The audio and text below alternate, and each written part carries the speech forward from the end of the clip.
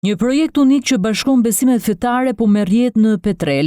12 finalistë nga vende të ndryshme të botës kanë prezantuar idetë e tyre për Parkun e Besimit, një hapësirë që do të shtrihet në mbi 200.000 metra katror dhe do të jetë e hapur për 30.000 vizitorë çdo vit. Duke marrë pjesë në prezantim, kreu i qeverisë Edi Rama tha se ky park do të ndërtohet si një vend reflektimi dhe bashkimi shpirtëror, ku njeriu lidhet me natyrën dhe me historinë.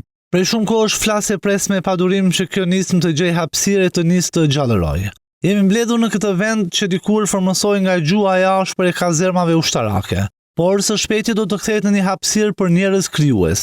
Parku i Besimit nuk është simbol i fesë, është një faltore adhurimi që nuk bën pyetje se në çfarë besoni. Ju ftoj të vini të mrekulloni tek qëndresa e pemëve dhe tek rrënjët e historisë sonë. Parku sipas kryeministrit do të ndërtohet mbi idenë e shkrimit të një skripture të gjallë përmes pemëve, tokës dhe harmonisë njerëzore. Ai nuk do të jetë një muze, por një vend ku heshtja flet dhe frymëzon. Nuk është muze besimi.